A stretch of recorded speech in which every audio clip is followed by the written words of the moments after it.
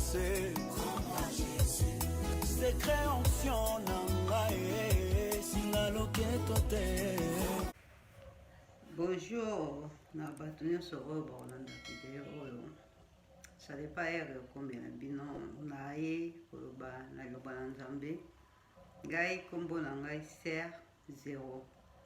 Naza na ministère oyo racheter les temps car les jours sont mauvais.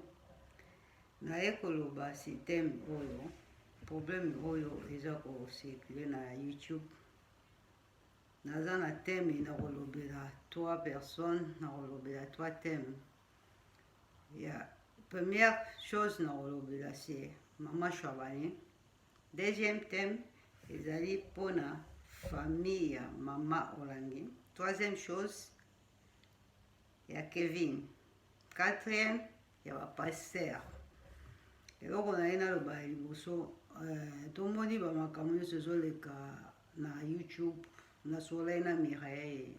Dernière vidéo Mireille asalaki yango etouche ngai Seigneur atindi ngai na ya koloba na point oyo atouchaki ya Mama Chabani.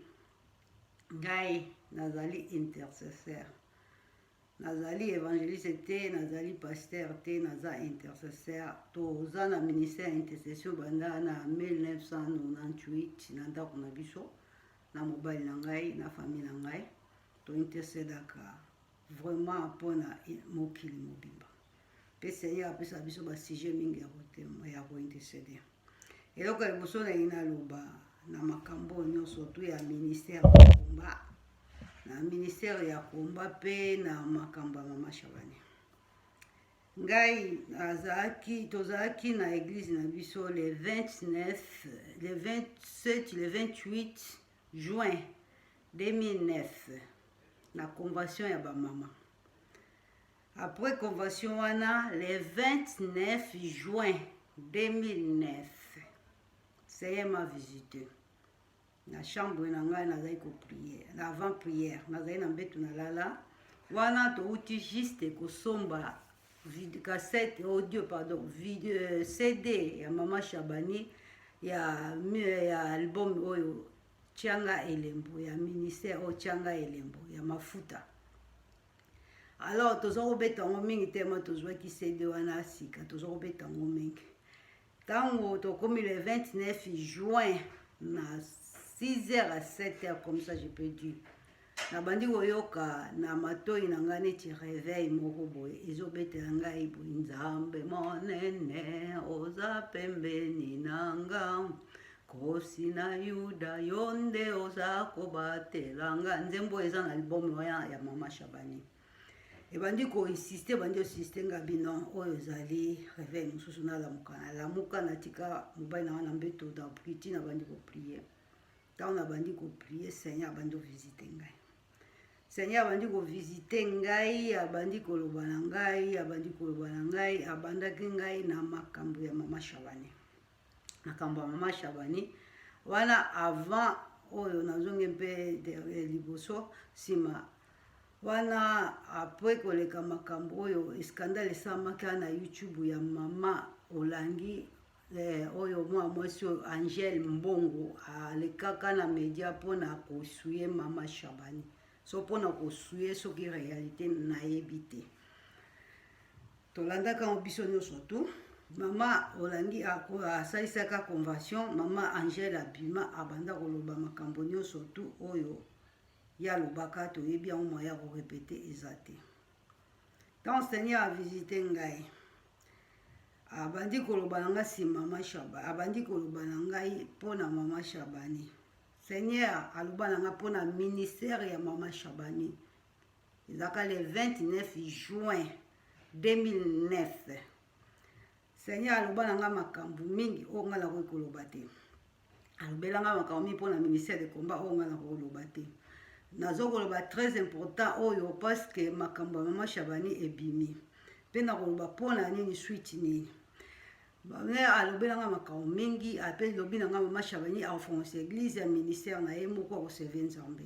Le 29 juin 2009. Convention ba mama tozali nango Mama Pascaline Pedro autaka Hollande mdaya kosala convention ya basi na église na biso. Seigneur a visité nga après na convention na Seigneur alobela ngai à travers maman nanya telemisa nga alobela nga makambo ebele o ngala ko ekoloba te. Après ko visiter, après que Seigneur alobenga makambo maman Shabani aye koloba na ngai makambo mama Olangi asali pona mama Shabani ezali mabe ezali malamu te. Mais Seigneur aye koloba na ngai ke yango wana nalobi na tie fin ya ministère ya mama Olangi. Nalobi te ke kufa ya mama Olangi be papa Olangi abaki na nga fin ya ministère ya mama Olangi le 29 juin 2009. O nazoloba nzambe aza témoin ayebi yango naza pe na bato na entourage na ngai naloba yango pasteur wa azotambusa église na biso nalobela ye makambo na ye te mais Seigneur ma pardon si mpona ye alobela ye nalobela mpe bato mingi oyo tozali na bango oyo tozalaki na intercession tozali intercession tozalaki proche bayebi makambo nga nazokoloba lelo soki nalobi yango lelo parce que babiloko ezobima ya vérité ya ministère ya combat Seigneur a révélé ngai natia makambo oyo en vérité na video na panza yango bato bayeba. Donc ntango tobondelaka na kuku nzambe amonaka ntango nzambe tosalaka nyonso epai na nzambe emonanaka mpe nzambe alobaka. Nalobi nazokorepete ezalaki fin ya cour ya bamama Olangi te na papa Olangi te mais abaki na nga fin ya ministère na bango. Naye kosala mpe examen de conscience naye komona c'est vrai oui. Bon mama Olangi premier bana koloba mama Shabani azalaki mwana epase mama Olangi biloko nyonso tu oyo epasaki na etant que mama na mwana bangai pa résoudre yango à côté soki ekende na média ezalaki nzambe asepelaki na yango te. Deuxième chose, nzambe asaki grâce à garder motema ya papa Shabani. Pour makambo wana elinga komema même divorce na couple ya Shabani. Seigneur m'a dit, mais maman Shabani a marché kango na sagesse, atikala koleka na média te pour se défendre na makambo wana. Soki ezaki vrai, ezaki faux, nzambe mutu ayebi, nzambe alobelaki ngai yango te. Nzambe mutu ayebi na ye moko conscience ya mama Shabani. Seigneur aye kolobelanga mama Shabani aye kopesa nga même osini ke na bondela mpona ye akobota. Na banda obonde mpona ye nazwa sujet wana banda le 29 juin 2009. Nazwaka sujet wana nazoko intercéder pour Seigneur abanga la benga mama Shabani na transmettre un message nyonso toyo. Mais il y a des choses qu'il a parlé beaucoup. Il y a maman na kokai koloba na mama te parce que na koloba na mama Shabani te parce que alinga ko supporter yango te. Na ben na zwa temps 6 mois ya kobondela pona contacter mama Shabani na pesa un message. Seigneur pesa nga même message na ya kobota. Na 6 mois na zwa kitango na komosola na mama Shabani. Mama Shabani azwaka ngai na andimaka makambo nyonso tout osola mingi na mama Shabani. E komaka mama Seigneur na ebisi même na makambo mabota.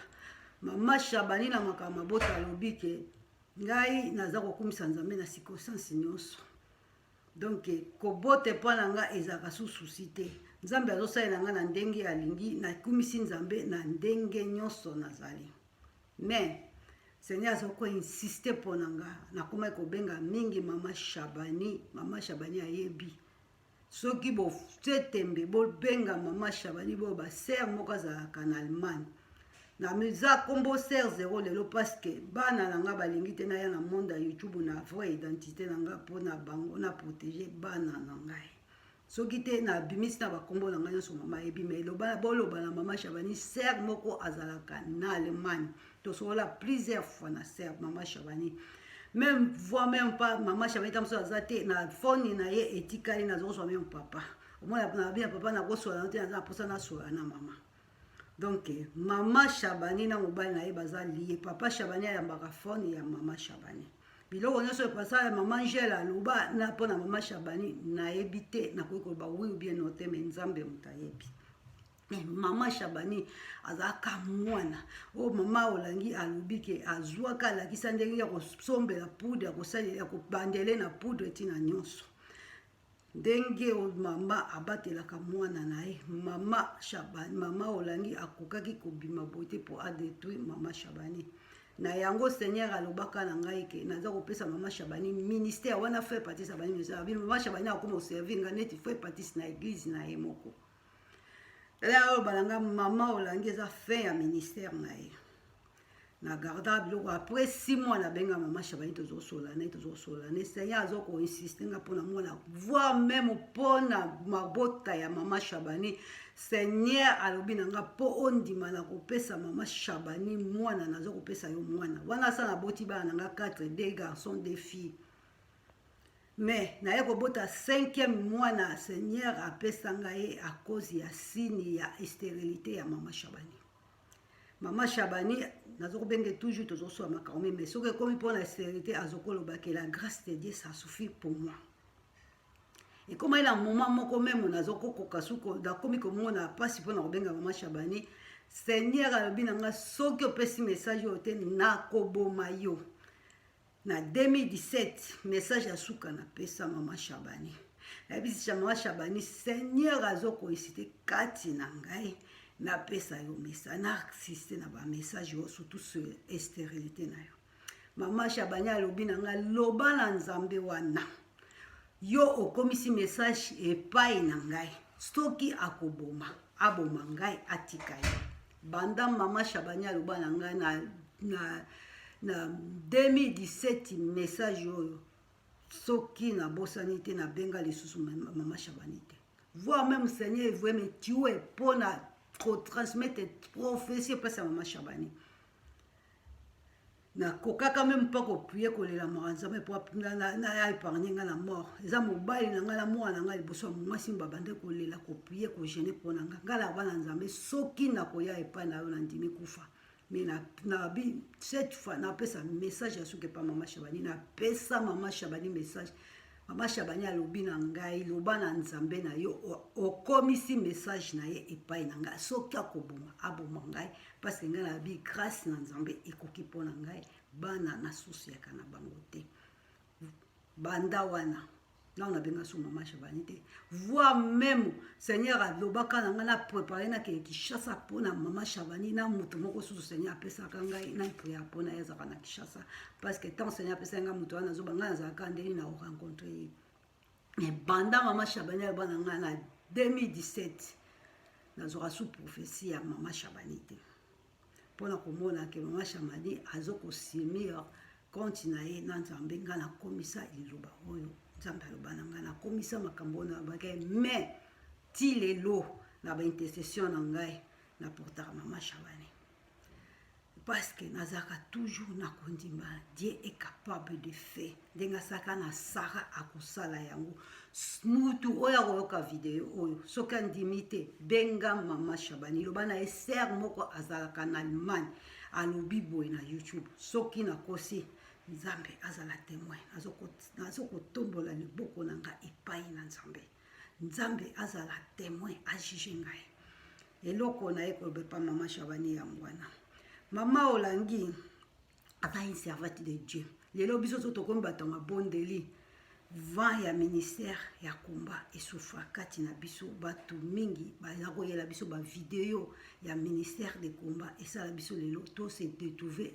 identité na biso to yeba ndeni ya kokata bali to yeba ndeni ni na kovivre na ba famille mais maman Olangi il a servi Dieu oui naza na kaye oyo na kotanga ba makambo mingi oyo nga na komi Seigneur alobi na nga na loba na video oyo donc maman Olangi a servi Nzambe bien mais Nzambe mutu ayebi.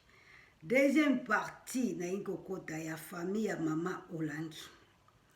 Famille ya maman Olangi na ikoloba na bino.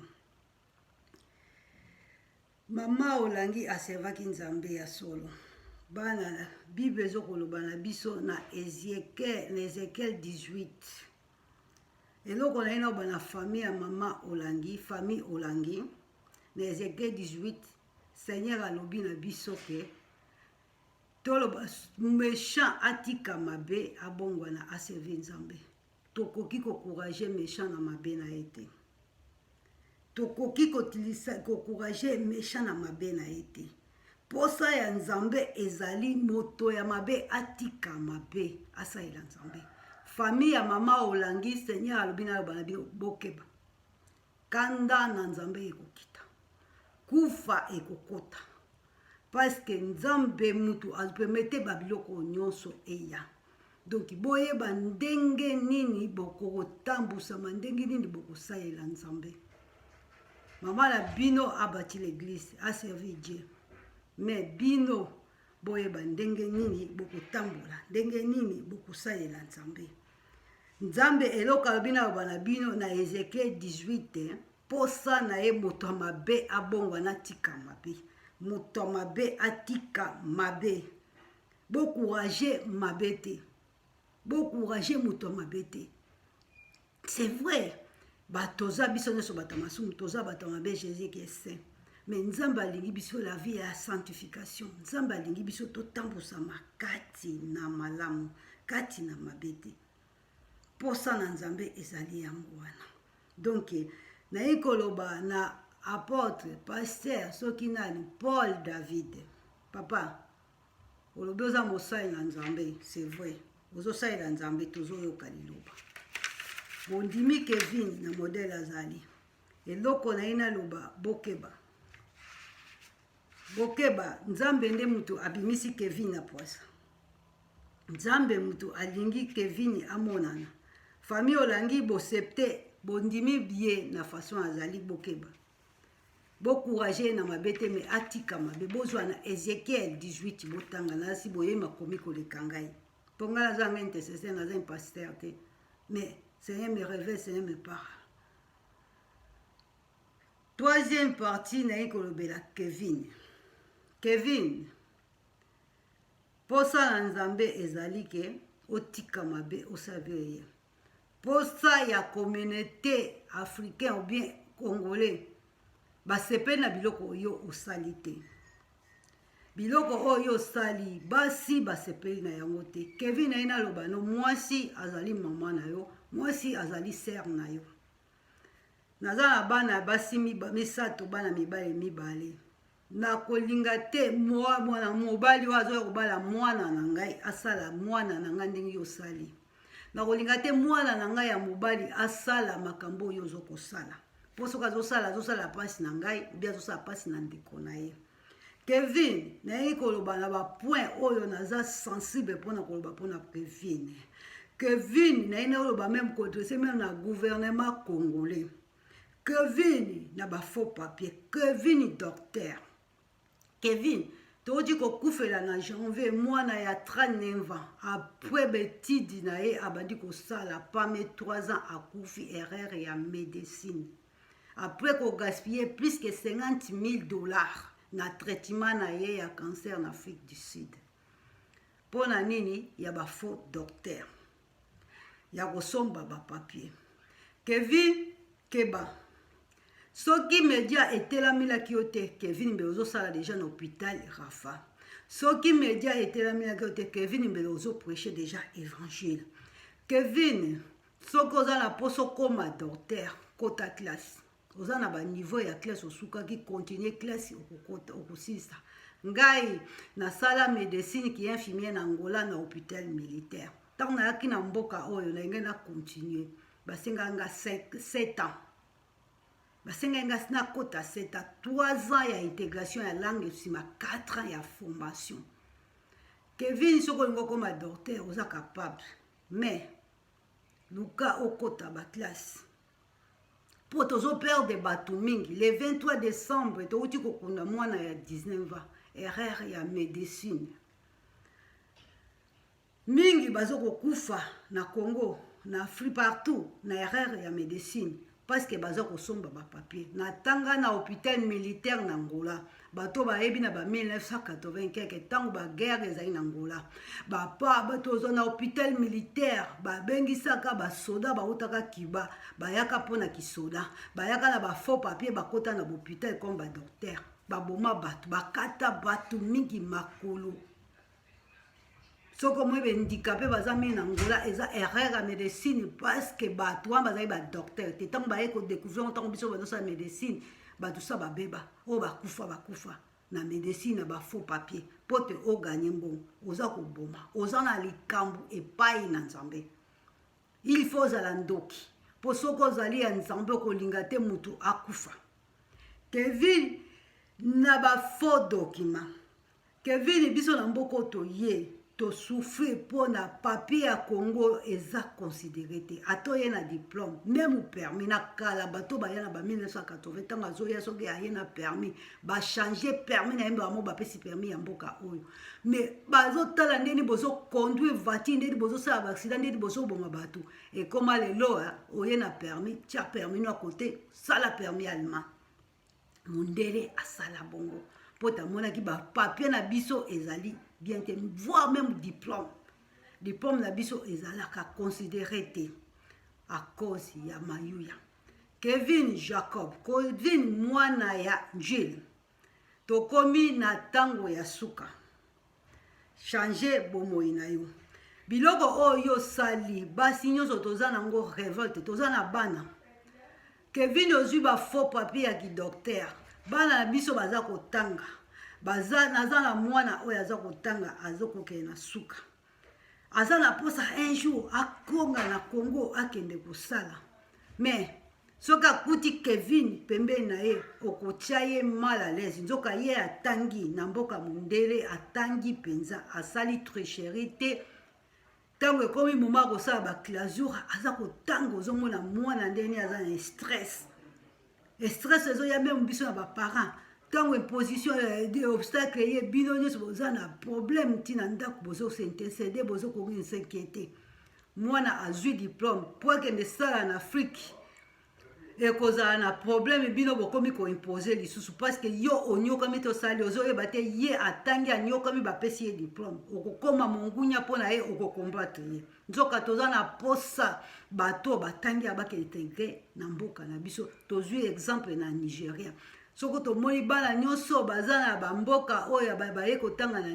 bauti Nigeria ntango azosisa meme soka baye mwasi awa inga tika oyoka paka na ye non il faut zongo esala lelo soki tozomona Nigeria eza intégré mi parce que bana oyo batangi awa bazokende na Nigeria bazokosala mayele oyo bazwi na mboka mondele yango bazokokesala tozomona Nigeria eza kosintégré yango bana na biso baza kotanga na mboka oyo baza na posa lelo bakesala na Congo donc yo oyo oza tricherie yo oyo oza na ba faux papier ozwi meme ni cachet ya directeur ya santé a confirmé que vous êtes médecin pour oboma bato die bakake toza na posa Kevin o se repentir toza ko bois que libanga te toza na posa Kevin o changer toza na posa ya mibali neti Kevin te po toza na posa bana biso babala bavanda na ndako ya mabala bana na biso bazala RS na libala toza na posa ya mibali yo porter un mois ça porter un bosangisi bosali grande chose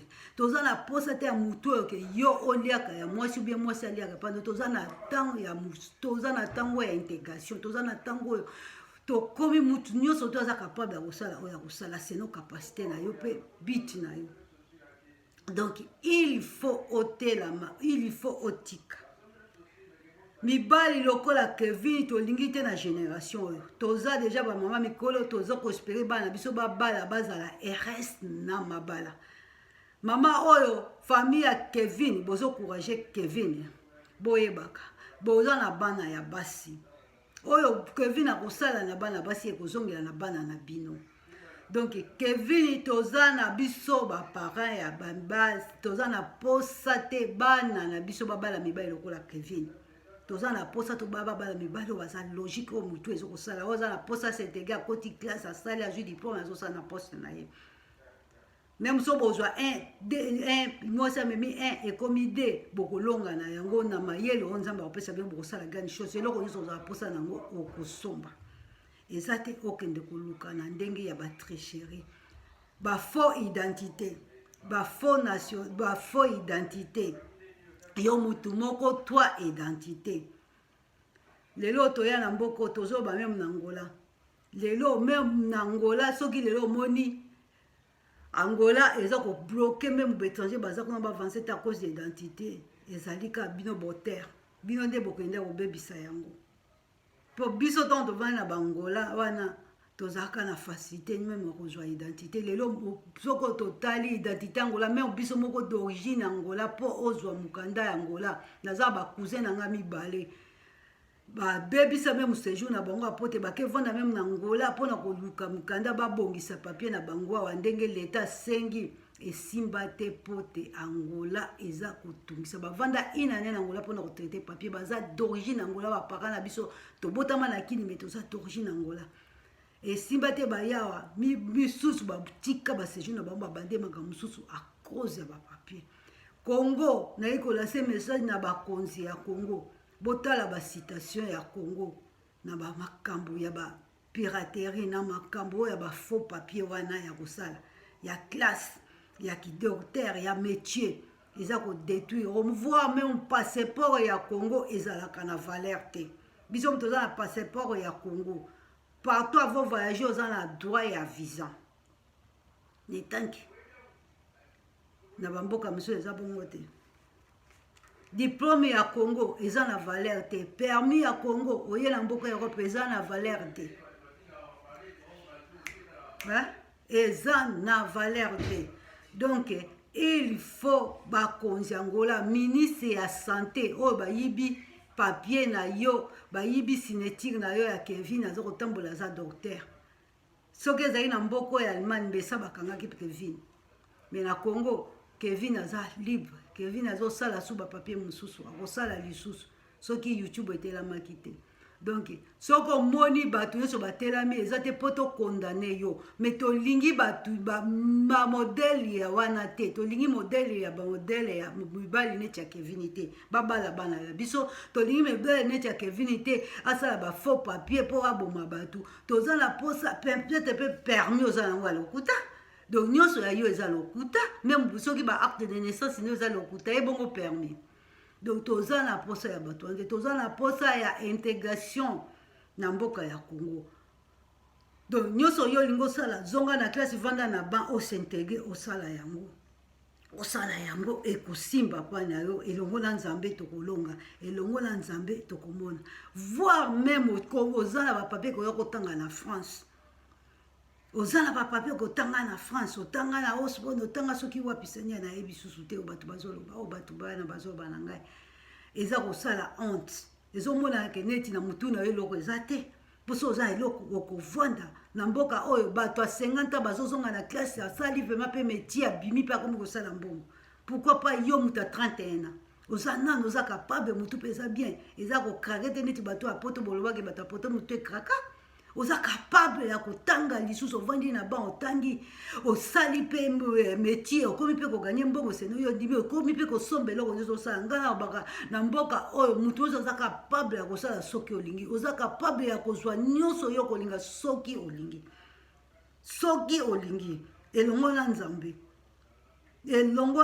oza capable ya kozwa nyonso donc luka nde oconcentre luka nde otia motu na yo en ordre mabende liwa Kevin docteur Kevin pasteur soki monde ya YouTube etelamaki te Kevin mais lelo ozopere déjà bato na hôpital Rafa soki YouTube etelaminaki yo te Kevin mbe lelo osokomi pasteur ozoprédike mbele ozoteya déjà vraiment ya pete ya bongo mpenza nyonso wana nini nyonso biloko périsable oyo ekotikala nyonso Kevin bongwana famille ya Kevin bozo kokourage bozo koloba bosala tu boluka Nzambe eloko na ina loba na famille ya Olangi na famille ya Kevin boluka Nzambe parce que Nzambe alobi akotelama na kanda ya Nzambe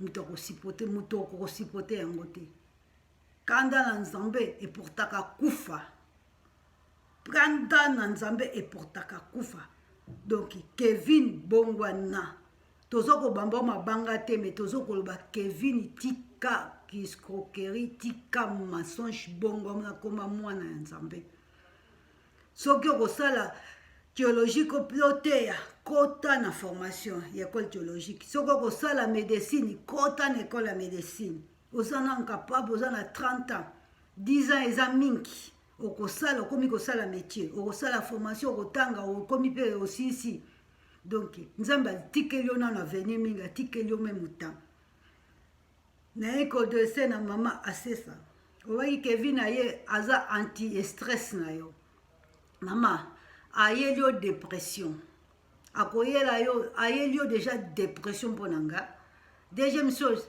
akoki porte yo kufa mpo naza mwasi oyo naza 30 ans na libala mobali oyo na modele ya Kevin akoyela yo kufa akoyela yo sida akoyela yo kufa mpe akosilisa bomengo nyonso ya mama olangi akosilisa yo bomengo nyonso tu mpo epai ya Kevin soki olobi okopesa ye te akolobake soki na divorce yo nde mutu okobwaka chaussure yo nde mutu okosamba donc akosilisa yo bolingo nyonso tu olangi akozwa yango mpe azokokaba yango na basi mosusu donc c'est à toi de faire choix oza nanu na ebandeli naye kopesa yo exemple ke mwasi oyo kimbi oyo abala na noa oyo famille Kadisha asala mariage ya monene au-delà de millions mais ntango ya kodécouvrir bavérité ya mutu wana anilaka mariage wana mama Rachel oza nanu na temps ya konile yango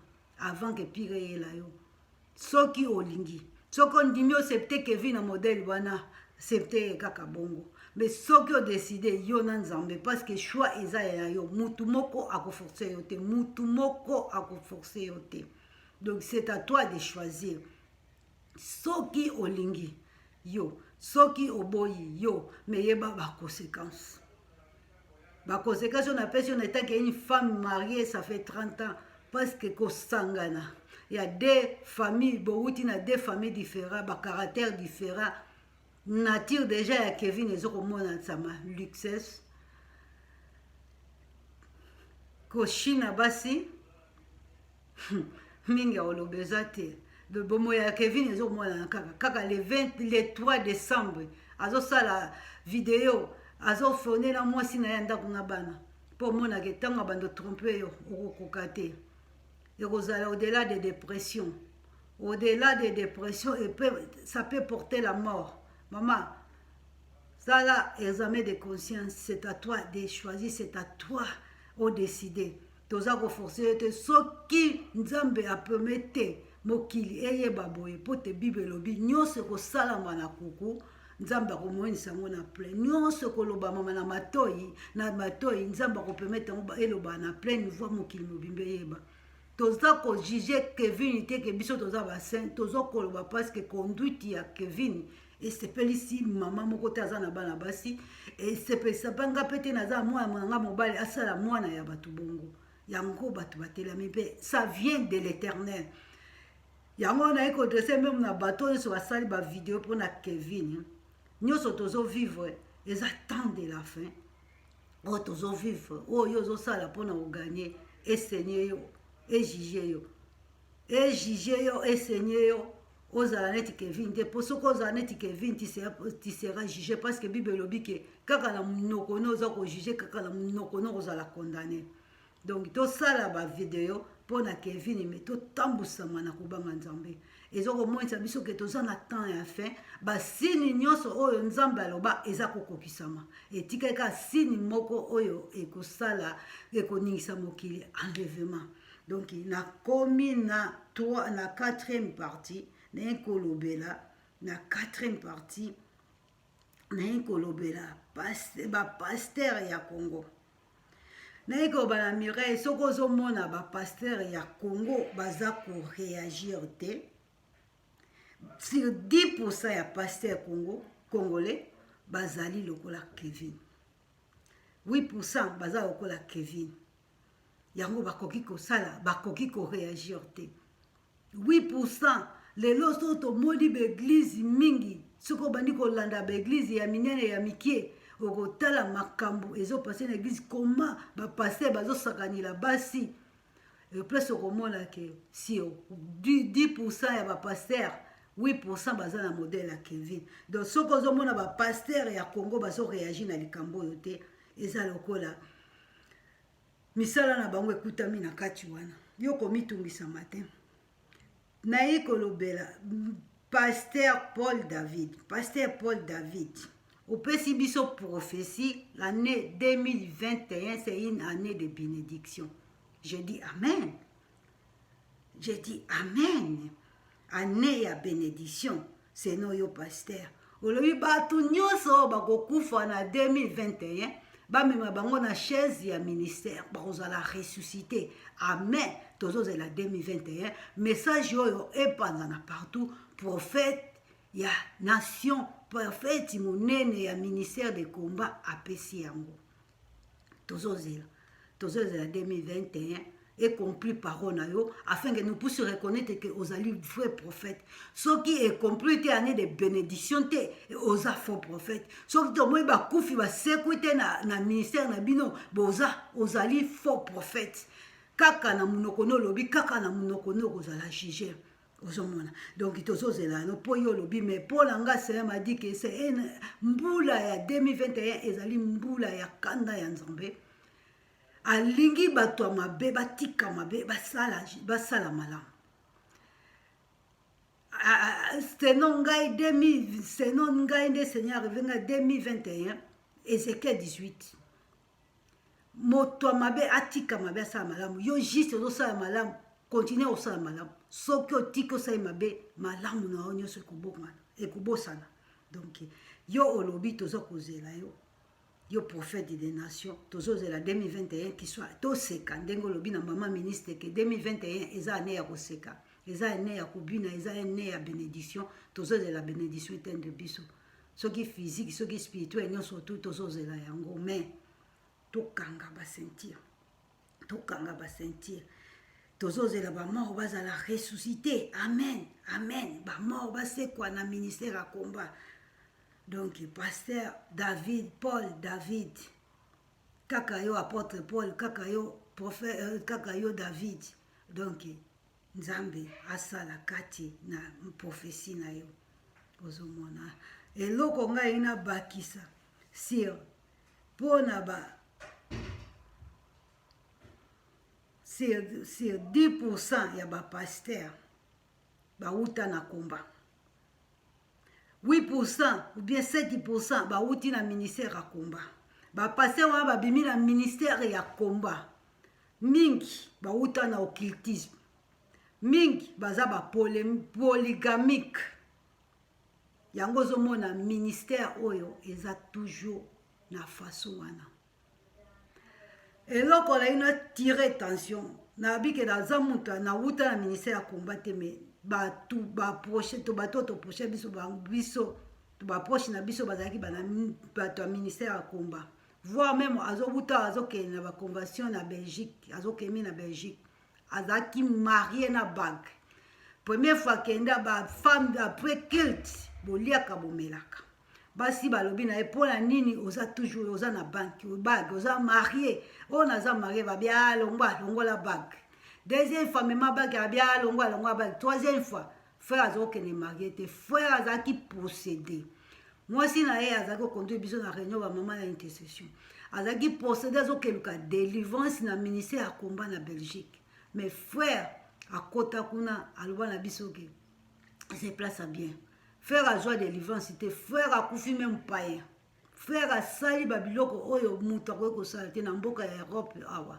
Asala makambo so na lobi awa na koki kosali yango te famille na ye ezali awa okoki kondima te me na bi frère akufa païen akende koluka délivrance na ministère ya combat bomoi na ye alobi ntango akomi kuna nakuti na bato na biso moko nazwi susu bainformation ayiki susu mpiko na makambo na ye wana akufi païen refoulé mpe païen mais akufi pasteur na église ya na Angola païen pasteur azozwa mbongo azozwa biloko koleka ndenge azali nango na poto mpona komona ke église ya komba eke ezalaki église moko ya distraction bien eloko ye nakoba église ya komba tellement ezali monene mama aza koveye mpona baberbi te d'abord naye koloba mpona mama c'est ma révélé mama abandaki bien azalaki bien nazo koloba mabe ya mama te nazo ko reconnaître mama olangi servante de Dieu papa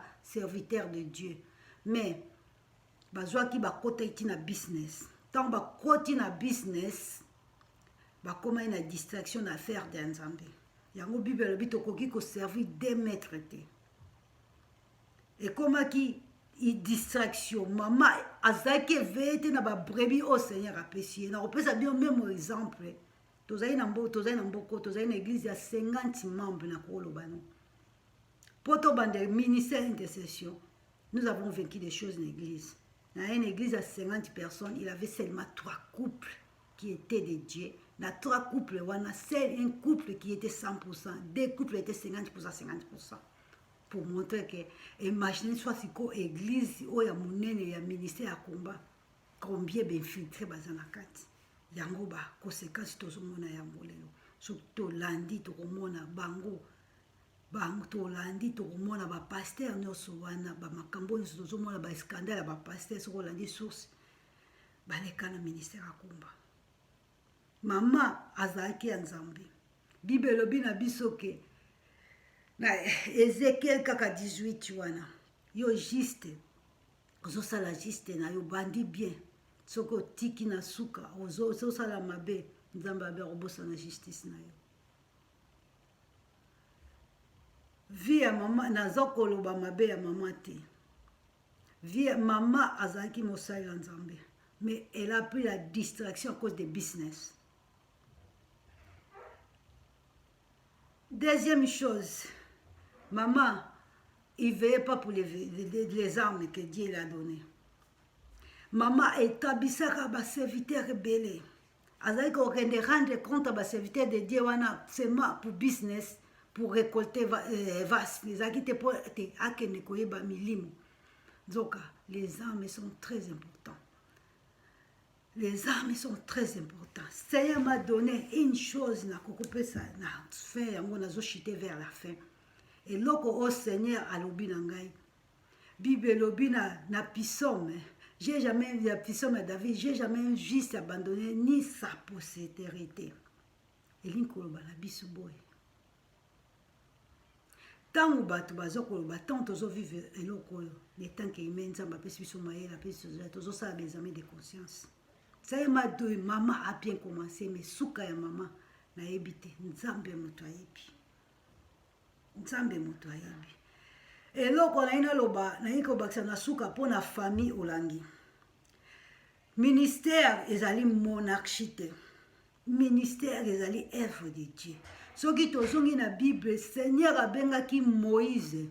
Na Moïse batambola na Moïse na Aaron. Na suka nango Seigneur alobaki Aaron mutu ako continuer. Total na ministère ya mama na suka na yango est-ce que mama pona ibana ni nzambe apona ki bana ya mama Shabani. Babengami c'est vrai, mais ça na misale bela osala na ministère. Babengami pona ko prêcher évangile. Babenga maki misali ezali ebele pona soki otangaki pona finance okoki kosala na finance na ministère wana soki otangaki pona médecine ete aksa osali na médecine soki otangaki pona bafirmage bacameraman okosala média makambo eza ebele na kati ya corps de Christ na kati ya église makambo ezali ebele ya kosala. Est-ce que bana ya mama babengamaki bazala successeur ya ministère oyo? Seigneur m'a dit non. Seigneur m'a dit non. Tozui exemple, Grenal Bong, un serviteur de Dieu, Seigneur l'a appelé. Abandé ko servi nzambe, bana ne ba servaka na kati ya ministère ya Christ nation. Toza ba oyo ba membre ya semence na Christ pour toutes les nations. Bana ya bonge ba servaka na ministère wana. Mais ministère wana bonge apesaki on a Daniel. Apesaki yango na bana ya bonge te, me bana ya bonge baza na kati bazo ko servir nzambe na ndenge na bango na ndenge nzambe alingi ba servir. Tomoni bonga kufi bana ye baza na kimia, ministère eza na kimia. Pona kotozo sala examen ya conscience pona komona ke ministère ya mama olangi. Lelo mama ke ça fait presque 3 ans soki na bosani te bayiki kezokoya. Papa kabina bala kufa bana na yeza na kimia malgré ministère et comme si nini chacun alinga bénéficier profiter na ndenge na ye mais bana baza na kimia. Mama releva ke ministère amema ki un petit peu pas mama Seigneur ati alinga ki mama adi na bala suki sa ministère mama ke reposer na kimia ministère bana mama papa di na bala baza na kimia baza na yiki ote ndenge zo sala na ministère da commande ndenge zo sala na kimbangiste eza te eza te eza te ezokomonisama ke naza kojuge bango te mais tozokomi na point d'interrogation na makambo oyo mais Dieu nous a donné la sagesse tokoki kodévoile nyonso tu te toza kobomba tozoretenir donc eloko na ye koloba toprenez leçon na biso toza komona na biso toza koloba na makambo oyo eloko na ye naloba racheter les temps car les jours sont mauvais toza kovivre na mauvais jour bible elobi oyo nyonso tokosala na kuku ekomonsama na limbo na mposa oyo nyonso tokoloba na se matoi ekolobama na publike toza kovivre yango donc toéveille na yo oza kolanda biso na yo oza kosala bavideo mpona Kevin na axe tokozala juge na oyo toza kosala na oyo toza koloba naye koporte mbeli te naye kojuge te mais nazo koloba parce que Dieu nous parle afin que mokili oyeba ke bible elobi dans les derniers jours akoloba na bato nyonso tu bible ezoba kaka azala na connexion na nzambe tobanga nzambe tokima masumu eloko toza kozela nga na yo kaka levement donc to préparer à la rencontre d'épouse que notre Jésus nyonso tokozwa na mokili oyo ezali pamba soki toperde soki tozwi éternité te ezali pamba il y a des choses oyo nakoloba ya mingi Seigneur m'a révélé à chaque fois na ba prière à chaque fois otala même ba vidéo yo keba aussi si prière ba de Seigneur comment c'était parler mais to tirer leçon na ba oto za komona na suki awa oyo nalobi oyo ebetisi moto mabaku nzambe alimbisa ngai nazali moto masumu neti yo neti ngai neti bato mosusu toza bapéché seul Jésus que toi facé naye kosala video te mpona scandaliser monde ya YouTube bien bapasteur mais nous avons vécu 30 ans na mboka oyo tomoni bascandale awa na poto na Afrique partout na monde mpona bapasteur ezomonisa biso Seigneur Jésus alobaki na Matthieu 24 quand vous verrez ça quand vous verrez abomination ya oyo Daniel abomination ezali sikoyo na lieu saint donc ndenge nauti koloba oyo aza na matoi ayoka napesaka mingi na bamission na nga verset ya suka apocalypse 22 alobi ke oyo aza kosesuye aumela kaka na sesuye oyo aza kose sanctifier ase sanctifier ministère na ngai oyo ser zéro nazanga ntina na société mais Seigneur alingi aloba na monoko na ngai na ministère racheter les temps car les jours sont mauvais donc towelela ntango na suki awa bobone na chaîne na nga so nzambe alingi obone yango na femme de prière na YouTube Seigneur atindi nga kuna nakende ko exhorter peuple de Dieu naza pasteur te naza intercesseur naza pasteur te intercesseur Dieu nous parle, Dieu nous prie, nous prions dans les coucous et Dieu nous parle et nous révèle des choses. Donc, Nzambe alola apambola bino, Nzambe alola afuta bino. Polimbisa na ba faiblesse na ngai. Nous sommes que des faibles. Nzambe apambola bino na kombo na Yesu Kristo. Maman Mireille, ikampi kona prière, Seigneur alingi na nzela na yo. Makambo oyo ezala dévoilé. Donc Mireille kalala, Nzambe afuta yo, Nzambe akufungolela yo, baposa na yo nyonso ayebi yango. Amen. Donc Nzambe apambola bino na ministère oyo, racheter les temps car les jours sont mauvais. Nous vivons dans les mauvais jours. Nyonso komama na Bible toza ko vivre yango. Amen.